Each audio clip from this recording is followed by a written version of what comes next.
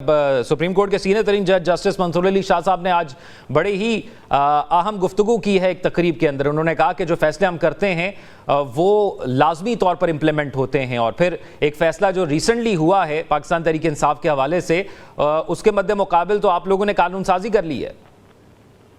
देखिए, बात ये है कि जब कोई फैसला हो जाता है तो जाहिर है उस फैसले के ऊपर तजिए भी हो सकते हैं और तनकीद भी हो सकती है। बुनियादी तौर पर तो सूरत-ए-हाल ये है कि सुप्रीम कोर्ट की तरफ से जो फैसला आया और जिस तरह से वो 8 जजेस ने जो फैसला दिया, वो 15 दिन के अंदर उसका टाइम था, उसका अभी तक तफसीली फैसला सामने नहीं आया। और दूसरी बात ये है कि जो बाकी तजिए तो छोड़ दे कि पार्लिमान ने क्या किया है या क्या होना चाहिए, लेकिन जो जिन दो जजेस ने तफसीली फैसला जारी किया, उन्होंने एक एक आइन की शिक की वजाहत की है। और ये एक बड़े संगीन हालात हैं कि उन्होंने कहा है कि ये जो फैसला है ये खिलाफ आइन और कानून है। और उन्होंने अली गौर साहब दो की राय का आप जिक्र कर रहे हैं, लेकिन आप फिर दूसरी तरफ 11 की राय है जो पाकिस्तान तहरीक इंसाफ को एक सियासी जमात कंसिडर करते हो, फिर 8 की राय ये है कि वो कहते हैं कि मखसूस नशिस्तें पाकिस्तान तहरीक इंसाफ को मिले। देखें, बात ये है कि वो एक बात अलग है, लेकिन मैं इस बात पर आपको अपना नुक्ता नज़र बता रहा हूँ कि जिन 2 जजेस ने फैसला दिया है, उन्होंने क्लियरली ये बताया है कि ये फैसला आइन से मुतसादम है। जिस तरह से पार्लिमान और तमाम इदारों का काम आइन पर अमलदारी है और आइन को रीराइट ना करना है, इसी तरह से सुप्रीम कोर्ट के ऊपर भी ये जिम्मेदारी आयद होती है कि वो अपने फैसले कानून और आइन के मुताबिक करे। और पार्लिमान का काम जो है वो लेजिस्लेशन करना है, पार्लिमान का काम कानून साजी करना है। अगर पार्लिमान कानून साजी नहीं करती तो फिर पार्लिमान को भी ताला लगा देना चाहिए। मैं तो बिल्कुल 100% एग्री करता हूँ, पार्लिमान का काम सिर्फ और सिर्फ कानून साजी ही करना होता है और इसीलिए नुमाइंदे मुंतखब होते हैं, लेकिन कानून साजी की जो टाइमिंग है उस पर सवालात उठ रहे हैं। नहीं, वो जाहिर है कि पार्लिमान ने अपना, जब आइन से मुतसादम फैसले आएंगे तो फिर पार्लिमान ने भी तो अपना एक किरदार अदा करना है ना। तो मैं तो समझता हूँ कि पार्लिमान को इस बात से नहीं रोका। हाँ, अगर कोई पार्लिमान ऐसा कानून बना दे कि जो आइन से मुतसादिम हो तो फिर उसको तो सुप्रीम कोर्ट में भी चैलेंज किया जाता है। लेकिन अगर कानून आइन से मुतसादिम ना हो तो मेरा ख्याल है कि फिर बिला वजह उसके ऊपर स्टे ऑर्डर्स देने, फिर बिला वजह उसको रोकना, ये भी मैं समझता हूँ कि फिर इस तरह मुल्क में जो है वो एक आईनी बहरान ही पैदा होता है। फिर मैं गुजारिश और करूँगा।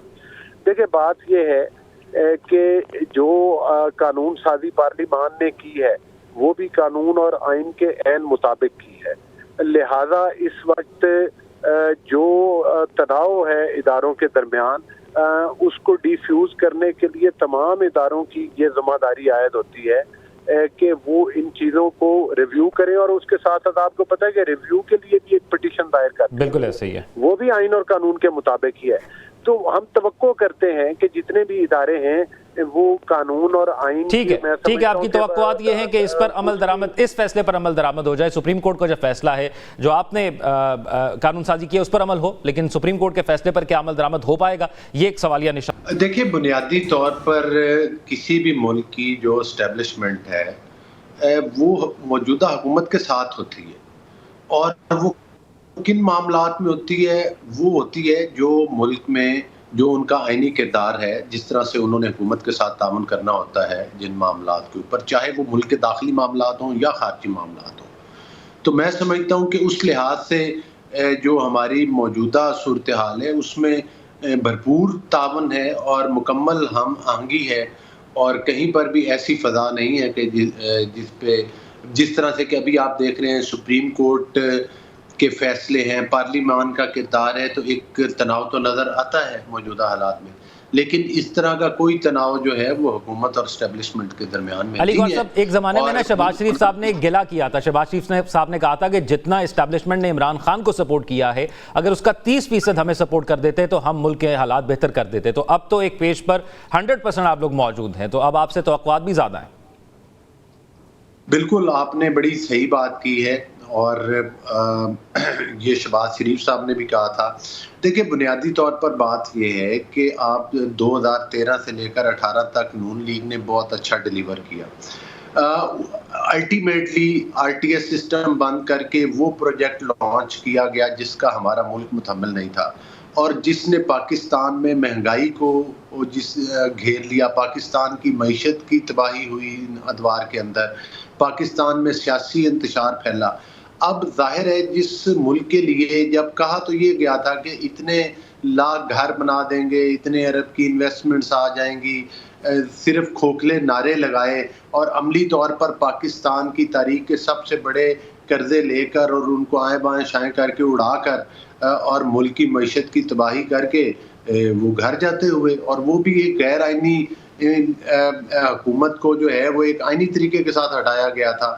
اور بلکہ اس وقت کے ڈپٹی اسپیکر نے تو آئین کی بھی دھجیاں اڑائیں, آپ نے دیکھا, پوری قوم نے دیکھا کہ وہ کیا ہوا ہے.